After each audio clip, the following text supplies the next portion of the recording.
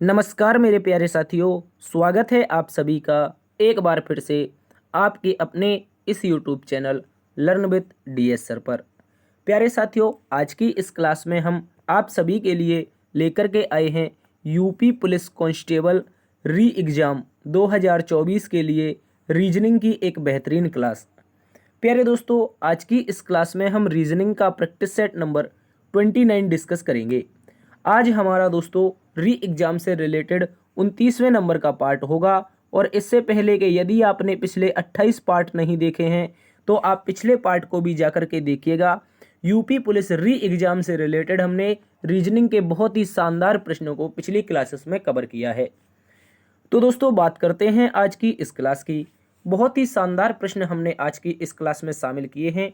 जैसे कि question number 1 होगा, लिखा है जामा मस्जिद का संबंध अगर दिल्ली से है तो रेड स्क्वायर का संबंध किससे हो जाएगा। इसके अतिरिक्त प्यारे दोस्तों क्वेश्चन नंबर 13 होगा, जिसमें लिखा है निम्नलिखित प्रश्न में विषम आकृति ज्ञात कीजिए। यहाँ पर आपको क्वेश्चन नंबर 13 में 5 आकृतियां दी जाएंगी, जिनमें से एक आकृति विषम होगी और उसी विषम आकृति को हमें फाइंड आउट करना है। इसके अतिरिक्त हम क्वेश्चन नंबर 10 को देखेंगे, जिसमें लिखा है कि सांड, जानवर और मांसाहारी इन तीनों शब्दों के बीच का सही बेन आरेख क्या बनेगा, इस पर भी हम चर्चा करेंगे। तो शुरुआत करते हैं साथियों आज की इस प्यारी सी रीजनिंग की क्लास की। प्यारे दोस्तों, उससे पहले आप सभी से निवेदन है, आप लोगों को यदि इस क्लास का पीडीएफ प्राप्त करना है, ठीक है, आप लोगों को यदि इस क्लास का पीडीएफ प्राप्त करना है, अगर आप पीडीएफ से पढ़ना चाहते हैं तो अनसोल्ड रूप से पीडीएफ मिलेगा। कहाँ पर? तो DS sir official Telegram group पर। यहाँ पर प्यारे दोस्तों हम आप सभी को डेली के बेसिस पर क्लास से संबंधित इंपॉर्टेंट नोट्स और इंपॉर्टेंट इन्फॉर्मेशन उपलब्ध करवाते हैं। तो आप टेलीग्राम को जरूर ज्वाइन कर लीजिएगा। इसके अतिरिक्त आपसे निवेदन है कि आप लोग एक बार से अपने दोस्तों में इस सेशन को शेयर कर दीजिए, जो भी यूपी पुलिस री एग्जाम की तैयारी कर रहा है। और आपको बता दें, सूत्रों से पता चला है कि 25 जून को यूपी पुलिस का पेपर हो सकता है। ये अब एक डेट होगी या 2 दिन में होगा या 4 दिन में, ऐसा सुनने में आया है कि यूपी जो भर्ती बोर्ड है उसने 25 जून की तारीख डिसाइड की है। क्योंकि दोस्तों इस समय जून में क्या होता है, आपके जो जहां पर पेपर हुए हैं ऑफलाइन वो इंटर कॉलेज थे और इंटर कॉलेज की छुट्टियां भी होगी। इससे क्या होगा, प्रशासन को पेपर कराने में आसानी हो जाएगी। तो आप लोग तैयारी में जुट जाइए। आप जो भी काम कर रहे हैं आप तैयारी भी करते रहें साथ साथ में, ठीक है, इस बात को याद रखेंगे। तो चलिए शुरुआत करते हैं इसी जोश और जुनून के साथ आज की पहली क्लास के पहले क्वेश्चन का। चलिए क्वेश्चन नंबर 1 आप सभी के सामने है। जैसा कि हमने थंबनेल में देखा था, प्रश्न नंबर 1 कहा गया है निम्नलिखित प्रश्न में पहली संख्या का दूसरी संख्या से वही संबंध है जो तीसरी संख्या का चौथी संख्या से ज्ञात कीजिए। चलिए बताते हैं। प्रश्न में लिखा गया है दोस्तों, अगर जामा मस्जिद, क्या लिखा है प्यारे दोस्तों, लिखा गया है जो जामा मस्जिद है अगर इसका संबंध किससे है, इसका संबंध प्यारे दोस्तों अगर दिल्ली से है, किससे है, दिल्ली से है, तो बताओ प्यारे दोस्तों रेड स्क्वायर का संबंध किससे होगा। प्यारे दोस्तों रेड स्क्वायर, बताइए जल्दी से क्या हो जाएगा इसका सही उत्तर। देखो अगर बात करते हैं इस प्रश्न के बारे में, अगर हम इस प्रश्न के बारे में बात करते हैं, ठीक है, इस प्रश्न के बारे में बात करते हैं तो इसका जो सही उत्तर बनेगा, देखो बात करिए यहाँ पर जामा मस्जिद जो है एक प्रकार की कह सकते हैं बिल्डिंग है, या कह सकते हैं एक भारत की प्रसिद्ध मस्जिद है, ठीक है, याद रखेंगे। उसी प्रकार रेड स्क्वायर नामक बिल्डिंग या रेड स्क्वायर नामक प्रसिद्ध स्थान कहां पर है ये बताना है। तो दोस्तों इसका जो सही उत्तर बनेगा वो बन जाएगा मॉस्को। क्या बन जाएगा, याद रखेंगे, बहुत इंपॉर्टेंट प्रश्न है। मॉस्को कहां पर पड़ता है, रूस में पड़ता है। हाँ सर, ये वही रूस है जहां के राष्ट्रपति व्लादिमीर पुतिन है, वही पुतिन जो वर्तमान में यूक्रेन पर धमाके किए जा रहे हैं, ठीक है। तो इस तरह से जोड़ जोड़ के याद कर लेंगे। जिस तरह से जामा मस्जिद हमारी दिल्ली में स्थित है, उसी प्रकार रेड स्क्वायर कहां पर, मॉस्को में स्थित है। और मॉस्को किसकी राजधानी है, सर रूस की राजधानी है। जीएस में भी प्रश्न पूछा जाता है। चलिए अगले प्रश्न में आ जाते हैं। ऑप्शन बी इस प्रश्न का बिल्कुल सही जवाब होगा। क्वेश्चन नंबर 2 एक बेहतरीन सा प्रश्न है। बोला गया है निम्नलिखित प्रश्न में 3 विकल्प एक समान है जबकि एक अलग है, विषम विकल्प को ज्ञात कीजिए। यहां पर हमें क्या करना है, विषम विकल्प फाइंड आउट करना है। चलिए दोस्तों इसको गौर से समझेंगे। पहले ऐसे प्रश्न में करना क्या होता है, देखो यहां पर जो आपको अक्षर दिए गए हैं इन अक्षरों का स्थानीय मान लिखना है। कैसे लिखेंगे सर, डी कितने पर होता है, 4 पर होता है, ई कितने पर, 5 पर होता है, बी कितने पर होता है, तो आप बोलेंगे सर बी हमारा 2 पर होता है। इसी प्रकार यहां पर आगे लिख लो, एच कितने पर, 9 पर होता है। माफी चाहेंगे, एच हमारा कितने पर होता है? 8 पर होता है। आई कितने पर? 9 पर होता है। एफ कितने पर होता है भैया? 6 पर होता है। ठीक है, इस तरह से। इसके बाद गौर से देखो, इसके बाद एक और देखो, क्या है? एन कितने पर होता है सर? 14 पर होता है। ओ कितने पर होता है? 15 पर होता है। और यहाँ पर जो एल दे रखा है ये कितने पर है? 12 पर है दोस्त। इसके बाद नीचे वाला देख लो, लास्ट वाला देखने जाओगे तो पता चलेगा आर कितने पर सर? 18 पर हो जाएगा। उसके बाद टी कितने पर? 20 पर हो जाएगा। उसके बाद पी कितने पर? 16 पर। तो गौर से अगर प्यारे दोस्तों आप यहाँ पर प्रश्न को देख लेंगे तो हमें अंतर से ही कुछ ना कुछ पता चल जाएगा। गौर से देखिए, यहाँ पर 4 में 1 जुड़ेगा, 4 में 1 जुड़ेगा, कितना जुड़ेगा? 1, 5 हो जाएगा। 8 में 1 जुड़ेगा, कितना जुड़ेगा? 1। उसके बाद 14 में कितना जुड़ेगा? 1 जुड़ेगा। भैया यहाँ पर तो 18 में तो 2 जुड़ रहा है। हम देखेंगे अगर गौर से तो 3 ऐसे विकल्प हैं ए, बी और सी, जिनमें पहली और दूसरी जो अक्षर हैं उनके बीच में 1 जुड़ रहा है, जबकि विकल्प नंबर डी में कितना जुड़ रहा है? पहले दूसरे अक्षर में भैया 2 जुड़ रहा है। इस कारण कौन सा विकल्प विषम है? भाई डी वाला विषम है। कौन सा बताएंगे सर? डी वाला विषम बताएंगे, इस बात को याद रखेंगे। इसके अतिरिक्त आगे भी चेक कर सकते हो। आगे क्या है भैया? 5 में से 3 चला जाए अगर तो 2 बचेगा। 9 में से अगर 3 चला जाए 6 बचेगा। 15 में से 3 चला जाए तो 12 बचेगा। और 20 में से 3 चला जाए तो 17 बचना चाहिए। चूंकि यहाँ पर 16 है तो भी विषम है। तो क्या बोलेंगे सर? डी ऑप्शन जो है वो हमारा इसका विषम उत्तर है, इस बात को याद रखेंगे। अगले प्रश्न में आ जाइए। अगला प्रश्न कोडिंग डिकोडिंग का एक बेहतरीन प्रश्न है। क्वेश्चन नंबर यहां पर देखेंगे हम 3 को। लिखा गया है किसी सांकेतिक भाषा में अगर कावेरी को ये लिखा जाता है तो मैसूर का कोड क्या होगा? तो प्यारे दोस्तों सबसे पहले तो हम देखेंगे कावेरी को किस तरह से VAKIRE लिखा गया है। गौर से देखो, मैं अगर यहां पर कावेरी को लिखूंगा KA, उसके बाद क्या है दोस्तों? V है। ठीक है, KA, उसके बाद क्या है? V है। उसके बाद क्या है? E है। ठीक है, उसके बाद क्या है? R है और I है। तो दोस्तों अगर गौर से आप देखेंगे, अगर यहाँ पर आप गौर से देखेंगे तो कावेरी में कितने लेटर हैं भैया? गौर से चेक कर लो, 3 ये रहे, 3 ये रहे, 6 लेटर हैं। और इन 6 लेटरों को उसने इस तरह से प्रश्न ने घुमाया है कि उसने क्या किया है? 3-3 लेटरों का पेयर बनाया। देखो 3-3 लेटरों का अगर पेयर बनाएंगे तो दोस्तों यहाँ से हम पकड़ें वी से, वी के बाद ए के बाद के, ये क्रॉस पैटर्न पहले 3 लेटरों में हो गया। क्या हो गया दोस्त? पहले 3 लेटरों का बेहतरीन सा क्रॉस पैटर्न चला है। बेहतरीन सा क्रॉस पैटर्न है जिसमें हमें क्या किया गया है? हमें किया गया है लास्ट, देखो 3 का अगर देखें KAV का, तो इसमें लास्ट कौन सा बनेगा? वी बनेगा। वी के बाद बीच का बीच में रहने दिया, के को यहां पर ले आए। ठीक उसी प्रकार इन 3 लेटरों का भी किया गया है यहां पर इस तरह से ये भी किया गया है। अगर गौर से आप देखेंगे, गौर से IR क्या हो जाएगा? 1 मिनट, क्या हो जाएगा दोस्त? आई हो जाएगा, आर का आर रहने देंगे और ई को लास्ट में ले आएंगे। तो क्या दोस्तों यही लिखा गया है कावेरी को? बताओ। आप बोलेंगे VAKIRE, तो यहां पर भी आपका VAKIRE है, तो यही तो लिखा है। आप बोलेंगे हाँ सर यही लिखा है। इसका मतलब क्या है? कोड हमें किसका बताना है? गौर से देखो, मैसूर का। तो मैसूर में कितने लेटर हैं? अगर देखें MYS, ठीक है, O, R और E। दोस्तों यहां पर भी अगर देखेंगे तो यहां पर भी 6 लेटर हैं। तो क्यों ना हम इसका सेम टू सेम 3-3 का पैटर्न बना लें। 3-3 का पैटर्न, वो भी क्रॉस में होना चाहिए। कैसे होना चाहिए? 3-3 का पैटर्न तो होना चाहिए पर क्रॉस में होना चाहिए भैया। कैसा होना चाहिए? क्रॉस में, इस तरह से होना चाहिए। तो बना दो, जल्दी से बनाओगे तो दोस्तों एस से शुरुआत होगी विकल्प की। एस, वाई का बीच में वाई और एम को लास्ट में ले जाओ।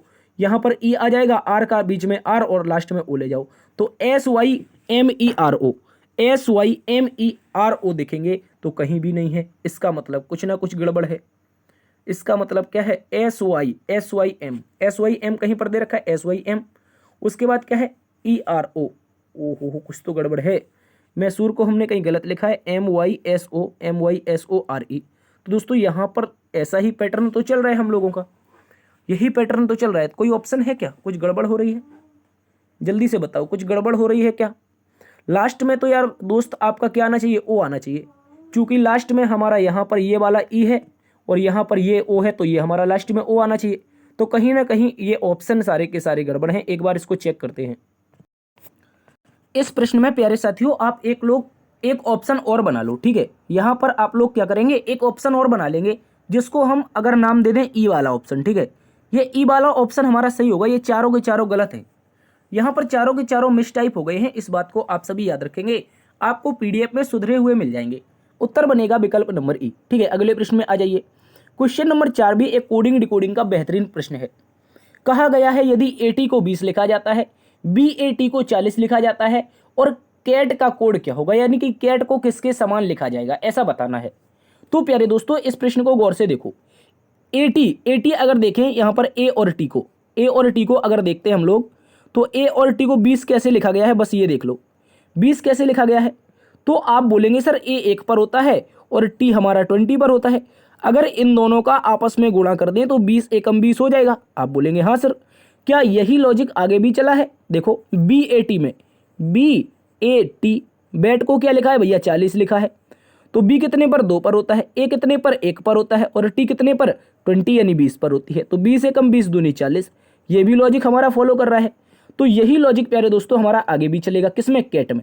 तो C, A और T, ठीक है, C होता है प्यारे दोस्तों 3 पर, A होता है 1 पर, T होता है 20 पर, ठीक है, 20 एकम 20 दिया 60। तो इसका जो कोड आएगा, यानी कि जो हमारा कैट होगा, कैट का जो कोड आएगा वो प्यारे दोस्तों विकल्प नंबर C 60 आएगा। इस बात को याद रखेंगे, क्या आ जाएगा, विकल्प नंबर C 60 आ जाएगा। ठीक है, करना क्या है, जो भी स्थानीय मान होगा उनका आपस में गुणा कर दो, उत्तर हमारा आ जाएगा। अगले प्रश्न में आते हैं। अगला प्रश्न प्यारे दोस्तों ब्लड रिलेशन का एक बेहतरीन सा प्रश्न है, जिसे हम बोलेंगे प्रश्न नंबर 5। बोला है रामा आयुष का भाई है, सीता जिग्नेश की पत्नी है, आयुष सविता की पति है। आयुष सविता की पति है, अरे आयुष सविता का पति होना चाहिए। ठीक है, यहाँ पर आप इसको थोड़ा सा सुधार लो, ये तो मिस टाइपिंग है दादा, क्या है यहाँ पर, आयुष सविता का पति है। ठीक है, इस बात को याद रखेंगे। तो आयुष को हमने सविता का पति बना दिया। कह रहा दुर्गा जिग्नेश की पुत्री है, दुर्गा जो हो जाएगी जिग्नेश की पुत्री, जिग्नेश रामा के पिता हैं, दुर्गा का सविता से क्या संबंध है। चलिए देखो इसको गौर से देखते हैं। पहली लाइन, रामा आयुष का क्या है भैया, भाई है, तो रामा जो हो जाएगा वो किसका भाई बनेगा, आप बोलेंगे रामा भाई बनेगा आयुष का। ठीक है, इस बात को याद रखेंगे, रामा भाई बन जाएगा आयुष का। ठीक है, इस बात को याद रखेंगे। आयुष चूंकि एक नाम है और लड़के का नाम होता है तो इसको हम लड़का बना देंगे। ठीक है, अपने मन से रामा जो होगा वो आयुष का भाई हो जाएगा। ठीक है, इस बात को याद रखेंगे। अब देखो रामा से रिलेटेड एक लास्ट में लाइन दे रखी है, जो जिग्नेश हैं वो रामा के पिता हैं, तो मैं जिग्नेश को पिता बनाऊंगा। जिग्नेश को पिता बनाऊंगा किसका भैया, रामा का।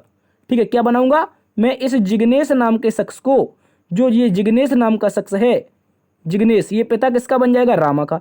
तो ऊपर वाली पीढ़ी में आएगा, चूंकि पिता है तो प्लस लगेगा। और अब देखो सेकंड लाइन, सीता जिग्नेश की पत्नी है।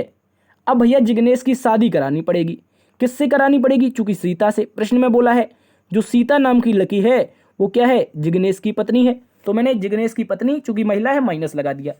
आयुष सविता का पति है, तो क्या बोला है, आयुष नाम का जो शख्स है वो सविता का पति है, तो आयुष की भी भैया शादी करवानी पड़ेगी। वो किससे शादी होगी, सविता से होगी, तो हम इसको यहाँ पर सविता बना देते हैं। ठीक है, यहाँ पर सविता बना देते हैं। सविता चूंकि एक महिला है, क्योंकि पति आयुष हो गया तो पत्नी कौन हो जाएगी, सविता हो जाएगी। अब आगे बोला है दुर्गा, ये देखो ये लिखा है दुर्गा, दुर्गा जिग्नेश की पुत्री है, तो दुर्गा नाम की जो लड़की है वो किसकी पुत्री है भैया, जिग्नेश की पुत्री है। तो जिग्नेश की पुत्री अगर बनेगी दुर्गा, तो वो क्या इनकी भाई और बहन की, ये दोनों जो भाई हैं रामा और आयुष, इनकी बहन नहीं बन जाएगी। अगर जिग्नेश के पुत्र हो गए रामा और आयुष, तो इनकी बहन कौन बन जाएगी, दादा दुर्गा बन जाएगी। ठीक है, इस बात को याद रखेंगे। तो मैंने दुर्गा को बहन बना दिया किसका, रामा और आयुष का। क्यों, क्योंकि जिग्नेश की पुत्री है और ये पता है जिग्नेश के दोनों क्या है, पुत्र हैं, तो ये क्या हो जाएंगे, तीनों आपस में भाई बहन हो जाएंगे। प्रश्न में हमसे पूछा गया है, प्रश्न में क्या पूछा है गौर से देखना होगा। प्रश्न में पूछा गया है साथियों, कहा कि दुर्गा का सविता से क्या संबंध है, तो से लगा है सविता के साथ, ये रही सविता। सविता दुर्गा को क्या बोलेगी, सविता बोलेगी मेरे पति, और मेरे पति की जो बहन होगी, प्यारे दोस्तों पति की जो बहन होती है वो कौन होती है, ननद होती है। ये तो गलत लिख दिया, ननद। ठीक है, इस तरह से क्या होती है, ननद, जिसे अपनी देहाती भाषा में बोलते हैं नंद, यानी कि हमारी मम्मी की जो ननद होगी वो हमारी बुआ होती है। ठीक है, इस तरह से बोल सकते हैं। तो सविता से दुर्गा का क्या संबंध है, तो सविता बोलेगी दुर्गा को मेरे पति की बहन, अर्थात ननद आपका सही उत्तर हो जाएगा। अगले प्रश्न में आ जाइए। अगला प्रश्न प्यारे दोस्तों क्वेश्चन नंबर 6 है, इसको देखिए। बोला गया है निम्नलिखित 4 शब्दों में से 3 शब्द किसी न किसी प्रकार से एक समान है, एक शब्द असमान है, असमान शब्द का चयन करें। पूछताछ करना, विचार करना, खोजना और जांचना, इनमें से बताओ कौन सा विषम होगा। तो प्यारे दोस्तों अगर गौर से देखेंगे तो यहां पर जो विकल्प नंबर 2 आया है, जो विकल्प नंबर 2 आया है ये किसको दर्शा रहा है, थिंकिंग को दर्शा रहा है। किसको, थिंकिंग को। ठीक है, इस बात को याद रखेंगे, तो ये थिंकिंग को दर्शा रहा है। जबकि पूछना, खोजना और जांचना, ये तीनों के तीनों विकल्प हैं सर्चिंग को दर्शा रहे हैं, किसको, सर्चिंग को, ठीक है, इस बात को याद रखेंगे। तो यहां पर जो विषम बनेगा वो विचार करना यानी कि थिंकिंग, विकल्प नंबर बी विषम बन जाएगा। जबकि 3 विकल्प पूछना हो जाएगा, जैसे कोई खो गया उसको खोजने निकल जाते हैं, उसको जांचने निकल जाते हैं, कभी कभी पूछने लगते हैं कोई मिला है, तो इस तरह से ये 3 अलग हो जाएंगे, विकल्प नंबर बी अलग हो जाएगा। अगले प्रश्न में आइए, क्वेश्चन नंबर 7 को देखेंगे। कैलेंडर का एक महत्वपूर्ण प्रश्न है, बोला यदि किसी महीने की 2 तारीख को रविवार पड़ती है, 2 तारीख को रविवार पड़ती है, देखो फिर से मिस टाइपिंग कर दिया है, रविवार पढ़ना चाहिए यार, दिन होते हैं ये तो पुरुष में आते हैं सारे के सारे, ठीक है, जो रविवार पड़ता है, ठीक है, 2 तारीख को रविवार पड़ता है, तो उसी महीने की 31 तारीख को कौन सा दिन होगा। तो प्यारे दोस्तों उसने सीधा बोला है, क्या बोला है, प्रश्न में हमसे सीधा बोला गया है यदि 2 तारीख को, यानी कि 2 तारीख है, उसको कौन सा दिन है, उसको दिन है रविवार, ठीक है, कौन सा दिन है, रविवार। और हमसे क्या पूछा है, 31 तारीख का दिन, किसका पूछा है, 31 तारीख का। भैया बता सकते हो, ये तो आसान क्वेश्चन हो गया यार, उसी महीने में, ऐसा तो कुछ कहा नहीं कि अगले महीने, दूसरे महीने, तीसरे महीने, उसने सीधा बोला है किसी महीने की 2 तारीख को रविवार है, उसी महीने में 31 तारीख को कौन सा दिन होगा। तो दिनों का अंतर देखो कितना है, 29 दिन का अंतर है। विषम के आधार पर 7 से भाग लगा के निकाल लेंगे, 7 से भाग लगाओगे रिमाइंडर कितना आएगा, 1, और इसी रिमाइंडर को इस रविवार में जोड़ देंगे तो दिन कौन सा आ जाएगा हमारा, 31 को जो दिन आएगा वो प्यारे दोस्तों सोमवार आ जाएगा। कौन आ जाएगा, सोमवार, इस बात को याद रखेंगे। और सोमवार विकल्प नंबर डी में आएगा, कहां पर, विकल्प नंबर डी में। गौर से समझो, जब भी ऐसा प्रश्न पूछा जाता है, उसने कहा 2 तारीख को रविवार है, तो मैंने कहा हमसे पूछा गया है 31, हमने क्या सोचा, हमने कहा 2 को तो रविवार है, 31 को पूछना है, तो भैया 2 और 31 के बीच का अंतर कितना आया, आप बोले सर 29 आया, और 29 में हमने 7 से भाग लगाया। अब सर आप बोलेंगे, बहुत सारे नए स्टूडेंट जो होंगे कि सर 7 से भाग ही क्यों लगाया, जो पुराने हैं वो जानते हैं, 7 से भाग प्यारे दोस्तों इसलिए लगाया क्योंकि हर 7वें दिन के बाद में अगला दिन रिपीट हो जाता है, हर 7वां दिन क्या होता है, आपस में रिपीट होता है, ठीक है। तो हमने कहा 29 दिन में अगर 7 से भाग लगा लें तो रिमाइंडर 1 आ जाएगा, और इसी एक रिमाइंडर को रविवार में जोड़ देंगे तो 31 तारीख का जो दिन आएगा विकल्प नंबर डी सोमवार आ जाएगा, याद रखेंगे। अगले प्रश्न में आ जाइए, क्वेश्चन नंबर 8, बताइए कितने त्रिभुज स्थित हैं। एक बेहतरीन सी आकृति आप सभी के सामने है, कहा गया है दी गई आकृति में कितने त्रिभुज हैं। बिना किसी देरी के गिनने लगते हैं, उससे पहले एक ट्रिक जान लो। ट्रिक क्या होती है साथियों, देखो जब भी एक इस तरह का त्रिभुज दिखाई दे तो बताओ कितने हैं। आप बोलेंगे इसमें भी कोई पूछने वाली बात है, यहाँ पर तो सर एक ही दिखाई दे रहा है। इसके बाद मैं कहूँ एक लाइन ड्रॉ कर देता हूँ, अब बताओ कितने हैं। तो आप बोलेंगे सर 1 और 2, 2 हो गई, लेकिन यहाँ पर गड़बड़ हो गई। गड़बड़ क्या हो गई प्यारे दोस्तों, यहाँ पर आपने नहीं गिना एक और त्रिभुज। देखो 1 त्रिभुज 2 त्रिभुज, ये तो सीधे दिख गए, कौन से, एक तो ये वाला हो गया, ठीक है, और एक जस्ट अपोजिट वाला हो गया, ये 2 हो गए। जबकि आपने सबसे बड़ा वाला छोड़ दिया, तो यही कारण है हमारा गलत हो जाता है। तो ट्रिक क्या है, इन दोनों को आपस में नंबर जो दिए हमने इनको जोड़ दो। 1 और 2 कितना होता है जोड़ के, 1 और 2 जोड़ के होता है 3। तो ऐसी जब भी आकृति आएगी तो कितने त्रिभुज बताएंगे, आप लोग बोलेंगे कि 3 हो जाएंगे सर जब भी ऐसी आकृति आती है। तो मैं आपसे कहूं क्या ऐसी आकृति इसमें कहीं पर छुपी है, ये जो आकृति दी गई है। आप अगर गौर से देखेंगे, थोड़ी सी नजरें झुकाएंगे, नीचे की ओर जाएंगे, तो ये आकृति उल्टी बनी हुई प्रतीत हो जाएगी आप लोगों को। ये आकृति उल्टी बनी हुई प्रतीत हो जाएगी जो मैंने बनाई। इसके बाद आप यहां पर नंबर देंगे 1 और 2, तो आप बोलेंगे सर 3, चूंकि ये लॉजिक अभी समझा है। क्या है, कितने हो गए, 3 हो गए, ठीक है। यहां पर कितने हो गए, 3। इसके बाद और देखो गौर से, और देखने जाओगे तो एक त्रिभुज तो ये वाला मिल जाएगा, ठीक है, ये वाला। दूसरा इसके अपोजिट ये मिल जाएगा, ठीक है। तो 3 के बाद 4 ये हो गया, 5 ये हो गया, ठीक है। इसके बाद आगे और त्रिभुज मिलेंगे, कौन से, देखो एक तो 6वें नंबर का ये मिलेगा, ठीक है, और 7वें नंबर का यहाँ पर मिल जाएगा, ठीक है, ये वाला, ये 7वें नंबर का। और प्यारे दोस्तों मैं आपको बता दूं 7 के अलावा इस आकृति में एक भी त्रिभुज नहीं है। टोटल जो त्रिभुजों की संख्या आएगी विकल्प नंबर 1 7 आ जाएगी, ठीक है, 7 आ जाएगी। अब आप बोलेंगे सर ये आकृति जो आपने सिखाई है ये ऐसी यहाँ पर भी तो बन रही है, ये वाली ये भी तो बन रही है। मैं कहूँगा दोस्त नहीं बन रही है। क्यों नहीं बन रही है, गौर से देखो, मैंने 7 गिनवा दिए हैं। इसके बाद अगर गौर से देखोगे, देखो ये तो टच कर ही नहीं रहा है, ये टच नहीं कर रहा है। उसके बाद यहाँ से जो आकृति है ये कैसे भी अलग अलग टच नहीं कर रही है, इस कारण नहीं बनेगी। और आप बोलेंगे ये अलग कॉर्नर, ये भी नहीं, चूंकि यहाँ से टच नहीं कर रहा है, ये पूरा टच करना चाहिए तब बनता।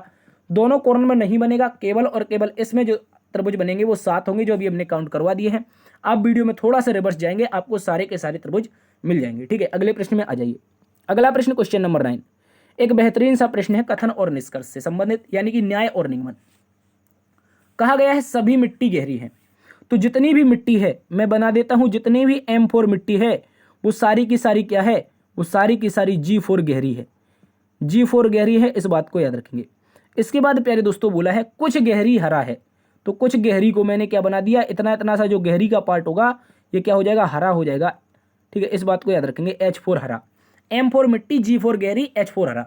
अब कह रहा है कोई हरा मैदान नहीं है। दोस्तों यहाँ पर हमें क्या करना पड़ेगा, हरा की जो लड़ाई होगी, हरा की जो लड़ाई होगी वो किससे करवानी है, वो करवानी है मैदान से। तो कोई भी हरा M4 मैदान नहीं है, सॉरी M4 नहीं, इसको ऐसा लिख देते हैं मैदान, चूंकि हम M4 मिट्टी बना चुके हैं। ठीक है, तो कोई भी हरा क्या नहीं है, मैदान नहीं है। मैदान और हरे की आपस में लड़ाई है। इसके बाद अब गौर से देखो, यहां पर अगर गौर से देखने जाओगे, यहां पर गौर से देखने जाओगे तो आप बोलोगे कुछ कुछ गहरी मिट्टी है, मुझे बताओ कुछ गहरी का पार्ट मिट्टी में आ रहा है। आप बोलेंगे हाँ आ जाएगा। कैसे आ जाएगा, गहरी G4 गहरी और अंदर M4 मिट्टी, तो बाहर से अंदर की ओर जब जाते हैं।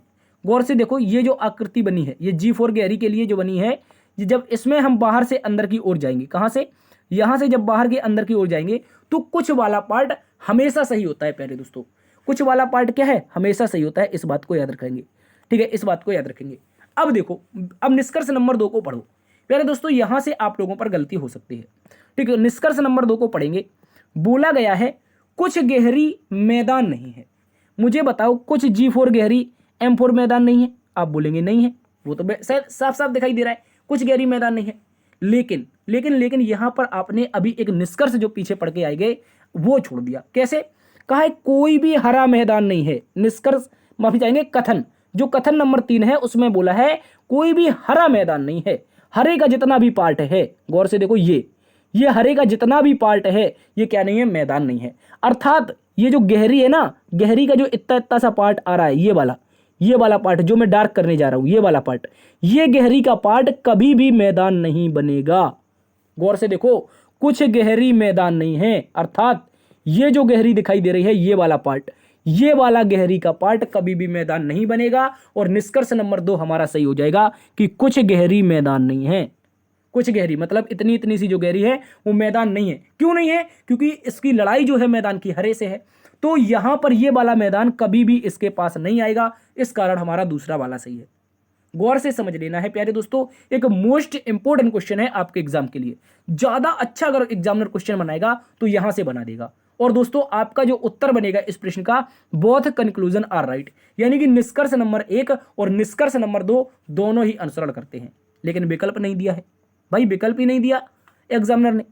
निष्कर्ष नंबर 1 और निष्कर्ष नंबर 2 दोनों ही अनुसरण करते हैं। तो यहां पर एक ई नंबर का ऑप्शन बना के लिखो, बोथ आर राइट। क्या लिखोगे, बोथ आर राइट। ठीक है, इस बात को याद रखेंगे, बोथ आर राइट, दोनों सही है, विकल्प नंबर ई। ठीक है, अगले प्रश्न में आ जाओ। अगला प्रश्न क्वेश्चन नंबर 10, बोला गया है सांड, जानवर और मांसाहारी। तो प्यारे दोस्तों गौर से देखो, इसके लिए जो आरेख आएगा, सबसे पहले आरेख में बनाऊं अगर सांड का तो कोई दिक्कत, आप बोलेंगे नहीं दिक्कत है। यहां पर S4 बना देंगे हम सांड, और सांड जो होगा वो किसके अंतर्गत आएगा, आप बोलेंगे सर जानवर के अंतर्गत। तो ये जो पार्ट होगा वो किसके लिए होगा, भैया जानवर के लिए होगा। मुझे ये बताओ क्या कोई ऐसा जानवर है जो मांसाहारी होता है, आप बोलेंगे सर कोई क्या है, बहुत सारे ऐसे जानवर होते हैं, शेर है, चीता है, भालू है, ये सारे के सारे मांसाहारी होते हैं। तो भैया जानवर में, जानवर का कुछ पार्ट जो होगा, इतना इतना सा जो पार्ट होगा, इतने हिस्से में जो जानवर आते होंगे वो कैसे होंगे, वो भैया मांसाहारी होते होंगे। कैसे होंगे, मांसाहारी होंगे, इस बात को याद रखेंगे। तो दोस्तों आरेख जो बनेगा वो कुछ इस तरीके का बनेगा। गौर से देख लो, एक आरेख होगा जो कि सांड को दर्शाएगा, वो जानवर के अंतर्गत आएगा, और जानवर में कुछ जानवर M4 मांसाहारी हो गए। तो ये S4 सांड, ये J4 जानवर हो जाएगा। ठीक है, इस बात को याद रखेंगे, ये J4 जानवर हो गया, और ये हमारा क्या हो गया, M4 मांसाहारी। तो ऐसी आकृति कहां पर है, ये जो आकृति है देखो विकल्प नंबर डी में है। प्यारे दोस्तों गौर से देख लो, सांड का संबंध मांसाहारी से नहीं बनेगा, क्योंकि सांड कैसा होता है, शाकाहारी होता है। विकल्प नंबर डी हमारा सही उत्तर बनेगा, इस बात को याद रखेंगे। अगले प्रश्न में आइए, क्वेश्चन नंबर 11 बोला गया है दोस्तों, निम्नलिखित प्रश्न में सही दर्पण छवि ज्ञात कीजिए। तो दोस्तों जब भी आपको ना बताए कि दर्पण कहां पर रखा है तो हमेशा रख लो दाईं ओर। कहां पर, हमेशा दाईं ओर रख लो, जब भी ना बताए कि दर्पण कहां पर रखा है। तो मैंने इस दर्पण को कहां पर रखा, दाईं ओर रखा। दाईं ओर रखने के बाद मुझे दर्पण छवि ज्ञात करनी है। तो भैया सबसे पहले तो ये एक तरह का डब्बा आएगा, ठीक है। उसके बाद इस डब्बे में होगी एक घड़ी जो हमारी दर्पण प्रतिबिंब को सही सही बताएगी, ठीक है। इसके बाद क्या करना है, कुछ पॉइंट होंगे, जैसे ऊपर का पॉइंट, 1 मिनट, जैसे हमारा ऊपर का पॉइंट, नीचे का पॉइंट, ये जो हमारा पॉइंट है, और ये पॉइंट ऊपर का हो जाएगा। देखो इसको अगर गौर से देखेंगे, इस तरह से अगर देखेंगे तो गौर से देखो प्यारे दोस्तों, यहाँ पर मैं आपको एक ट्रिक बता देता हूँ। ट्रिक ये है कि यहाँ पर अगर 12 बजे हैं, जो हमारा दर्पण प्रतिबिंब पूछा गया है जिसका, यहाँ पर अगर 12 बजे हैं तो नीचे 6 बजे होंगे, लेफ्ट हैंड में 9 बजे होंगे, राइट हैंड में 3 बजे होंगे।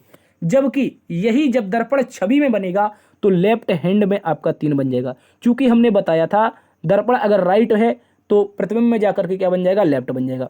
क्योंकि देखो ये यहाँ पर राइट है तो प्रतिबिंब में जाकर कहाँ बन गया, लेफ्ट बन गया। ठीक है, इस बात को याद रखेंगे, ये मैं पिछले कई दिनों से बता रहा हूँ आपको। इसके बाद जो राइट है, जो हमारा लेफ्ट है वो तो राइट हो गया, और जो राइट है वो कहाँ हो जाएगा, वो लेफ्ट में हो जाएगा। इस बात को याद रखेंगे। तो यहाँ पर 9 आ जाएगा। ऊपर नीचे का सेम टू सेम रहेगा, ऊपर 12 है तो नीचे भी कितना रहेगा भैया, 6 रहेगा। ठीक है, इस बात को याद रखेंगे। इसके बाद अब देखो यहाँ पर हमें सुइयाँ बनानी है। क्या बनानी है, इसके बीच में पहले नंबर दे दो। ये इस तरह के कुछ नंबर थे। ठीक है, इस तरह के हमारे पास कुछ नंबर थे, इनको भी याद रखेंगे।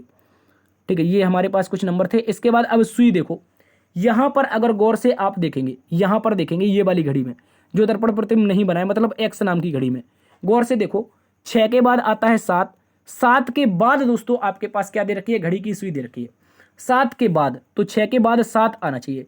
अगर मैं मान लेता हूं कि सेंटर यहाँ पर है तो यहाँ से 6 के बाद 7 को पार करती हुई एक घड़ी की सुई बनेगी। ठीक है, गौर से देख लो, 7 को पार करती हुई घड़ी की सुई बनेगी। 1 मिनट यार, 7 को पार करती हुई कुछ इस तरह की घड़ी की सुई आएगी। जबकि गौर से देखना है, जबकि हमारी जो मिनट की सुई होगी वो 2 को पार करते हुए जाएगी, 2 को पार करते हुए, तो कुछ इस तरह से।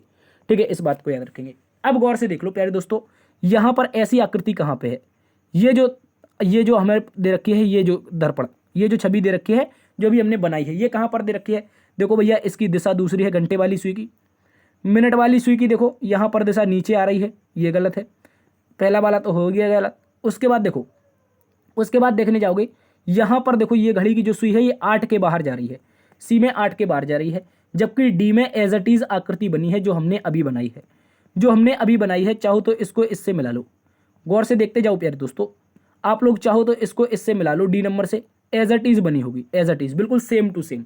ठीक है, इस तरह से हमारा उत्तर आएगा कौन सा भैया, विकल्प नंबर डी। ठीक है, चाहो तो स्क्रीनशॉट ले सकते हो। अगले प्रश्न की ओर चलते हैं। अगला प्रश्न बोला गया है, निम्नलिखित प्रश्न में सन्निहित आकृति ज्ञात कीजिए। सन्निहित आकृति का मतलब होता है प्यारे दोस्तों छिपी हुई आकृति। क्या होता है, छिपी हुई आकृति। ये क्वेश्चन बहुत ज्यादा एग्जामिनर पूछता है। तो छिपी हुई आकृति मतलब ऐसी आकृति जो होगी एक्स नाम की, ये कहीं ना कहीं इन 4 विकल्पों में छिपी होगी। तो दोस्तों बताओ कहां पर मिल जाएगी एक्स नाम की आकृति। गौर से देखो, विकल्प नंबर ए को, विकल्प नंबर ए में ही मिल जाएगी, विकल्प नंबर ए में ही मिल जाएगी। तो इस प्रश्न का जो उत्तर बनेगा वो क्या बनेगा, विकल्प नंबर ए बनेगा। ठीक है, अगले प्रश्न में आ जाओ। अगला प्रश्न क्वेश्चन नंबर 13 है। क्वेश्चन नंबर 13 में बोला गया है, निम्नलिखित प्रश्न में कौन सा विकल्प विषम है। तो गौर से देखो प्यारे दोस्तों, ज्यादा समय व्यर्थ नहीं करेंगे। यहां पर अगर गौर से देखेंगे विकल्प नंबर ए में, ए नंबर को देखेंगे तो दोस्तों 4 त्रिभुज हैं, उसके साथ साथ में 4 हमारे पास प्लस दे रखे हैं। ठीक है, 4 ही त्रिभुज हैं और 4 ही प्लस हैं। ठीक है, इसके बाद यहां पर अगर गौर से देखेंगे विकल्प नंबर बी में, विकल्प नंबर बी में तो देखो 5 त्रिभुज, 1 2 3 4 और 5 त्रिभुज हैं। तो इसके लिए 5 प्लस दे रखे हैं, जितने त्रिभुज उतने ही प्लस। ठीक है, इसके बाद यहां पर देखो सी में 1 2 3 4 5, तो 5 त्रिभुज, 5 यहां पर क्या हो जाएंगे आपके प्लस हो जाएंगे। ठीक है, इसके बाद डी नंबर में देखो भैया 2 त्रिभुज, 1 2 त्रिभुज जबकि 3 प्लस, 2 त्रिभुज जबकि कितने प्लस, 3 प्लस। इसका मतलब क्या है, त्रिभुज के अनुपात में जो प्लस हैं उनकी संख्या समान नहीं है। इसका मतलब विकल्प नंबर डी क्या है साथियों, विषम है। ठीक है, क्या है, ऑड है। इस बात को याद रखेंगे। तो क्या गलत बनेगा यहां पर, डी नंबर। ई को देखेंगे तो देखो 3 त्रिभुज हैं और 3 ही प्लस हैं, इस तरह से तो ई वाला भी सही है, जितने त्रिभुज उतने ही प्लस होने चाहिए, जबकि विकल्प नंबर डी में तो 3 प्लस हैं, 2 ही त्रिभुज हैं, इस कारण विषम है। ठीक है, अगले प्रश्न में आ जाइए। क्वेश्चन नंबर 14 को देखेंगे। प्यारे दोस्तों बहुत ही महत्वपूर्ण प्रश्न है आप सभी के लिए, कथन और कार्यवाही से रिलेटेड। एक बार अच्छे से पढ़ेंगे और एक बार में ही इसका उत्तर समझने का प्रयास करेंगे। बोला है, औद्योगिक अपशिष्टों और ऑटोमोबाइल निकास के माध्यम से शहर में प्रदूषण के स्तर में किसी तरह की वृद्धि से निवासियों में एक गंभीर समस्या पैदा हो जाएगा। बोला गया है औद्योगिक अपशिष्टों, यानी कि जो उद्योग धंधे होते हैं वहां से निकलने वाले अपशिष्ट। ठीक है, और कह रहा है ऑटोमोबाइल निकास, यानी कि जो ये वाहन चलते हैं, ऑटोमोबाइल निकास के माध्यम से शहर में प्रदूषण के स्तर में किसी भी तरह की वृद्धि से निवासियों के लिए एक गंभीर खतरा पैदा हो जाएगा। तो क्या कार्यवाही कर सकते हैं, उसके लिए कार्यवाही नंबर 1 कह रहा है, शहर में सभी कारखानों को तुरंत बंद कर देना चाहिए। भैया केवल कारखानों से क्या कचरा निकल रहा है, उसने बोला है ऑटोमोबाइल निकास भी होना चाहिए, तो ये वाला तो गलत हो गया, पहली तो कार्रवाई गलत। उसने बोला है सभी शहर में जितने भी कारखाने हैं ना तुरंत बंद कर दें। तो भैया कारखाने से अगर बात थोड़ी ना चल रही है, बात तो चल रही है ऑटोमोबाइल से भी, तो ये तो गलत हो गया। कह रहा है ऑटोमोबाइल को दिन में 4 घंटे से अधिक सड़क पर रुकने की अनुमति नहीं दी जानी चाहिए। भाई केवल 4 घंटे, 24 घंटे में केवल 4 घंटे कह रहा है कि सड़क पर ना निकलने दो। 4 घंटे, 4 घंटे से अधिक मतलब केवल 24 घंटे में 4 घंटे से निकलने दो, उसके बाद ना निकलने दो ऑटोमोबाइल वालों को। भैया 4 घंटे में क्या उनका खर्चा चल पाएगा ऑटोमोबाइल वालों का? तो ऐसा भी नहीं करेंगे, ठीक है। ये भी कार्रवाई हमारी उचित नहीं होगी, ये भी अनुचित है, गलत हो जाएगी। उसने बोला है सरकार को कारखानों ऑटोमोबाइल को नए लाइसेंस के मुद्दे पर प्रतिबंधित करना चाहिए। देखो प्यारे दोस्तों, गौर से देखो, कथन में बोला है औद्योगिक अपशिष्ट और ऑटोमोबाइल, तो मतलब दोनों के दोनों जिस कार्रवाई में होंगे वो हमारा सही होगा। देखो पहली वाली कार्रवाई में केवल कारखाने बोला गया है, दूसरे वाले में केवल ऑटोमोबाइल बोला गया है, जबकि तीसरी वाली कार्रवाई में उसने बोला है सरकार के कारखाने और ऑटोमोबाइल को नई लाइसेंस मुद्दे पर प्रतिबंध करना चाहिए। तो भैया यहां पर दोनों में कार्रवाई हो रही है, दोनों कथन के अनुसार दोनों में कार्रवाई होगी, तो हम बोलेंगे केवल 3 नंबर की कार्रवाई की जाएगी। क्या बोलेंगे? केवल 3 नंबर की कार्रवाई की जाएगी, जिससे क्या होगा, एक जो गंभीर समस्या पैदा हो रही थी निवासियों में, उससे खतरा टाला जा सकता है। विकल्प नंबर सी सही है। अगले प्रश्न में आ जाओ। क्वेश्चन नंबर यहां पर देखेंगे 15 को। बोला गया है साथियों, निम्नलिखित प्रश्न में लुप्त संख्या ज्ञात करो। लुप्त संख्या बतानी है, जल्दी से बता दो क्या हो जाएगा इसका सही जवाब। जल्दी से आप लोग बता सकते हैं, मुझे बताने का प्रयास करो। तो गौर से देखो, सबसे पहले मैं बिना समय को व्यर्थ किए बताता हूं। यहां पर इसे 1 नंबर मान लो, इसे मान लेते हैं 2 नंबर, और इसे हम मान लेते हैं 3 नंबर, ठीक है। ये हमारी 3rd नंबर की हो जाएगी, 3 नंबर। अब गौर से देखो प्यारे दोस्तों, हमें क्या करना है, सामने सामने की संख्याओं का गुणा करना है।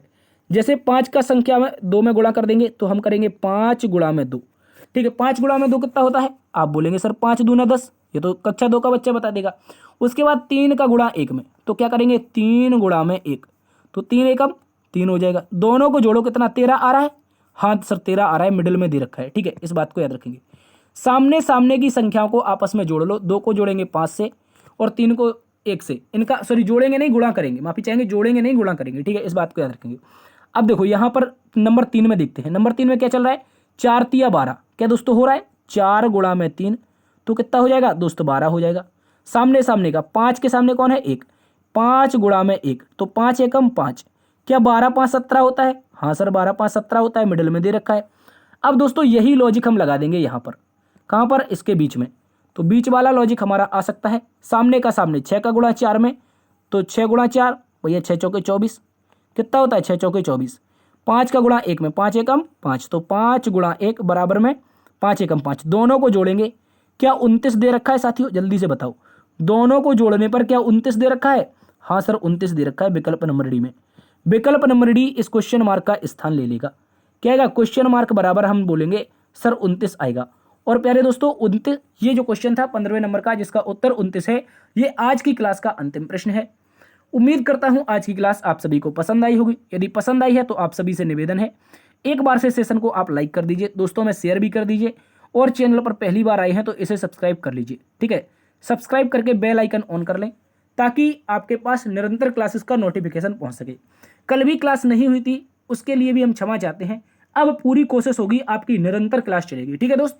अब आपकी क्लास बिल्कुल भी नहीं रुकेगी, क्योंकि अभी सुर्खी सूत्रों से पता चलने लगा है कि 25 जून तक पेपर हो सकता है, तो इसलिए हम प्रयास में कोई भी कमी नहीं रहने देंगे। आप सभी के लिए निरंतर प्रयास करते रहेंगे। देखते रहिए आपका अपना परिवार लर्न विद डीएस सर। मिलते हैं एक नई वीडियो में, तब तक के लिए अपना ख्याल रखना। जय हिंद, जय भारत, जय मां सरस्वती।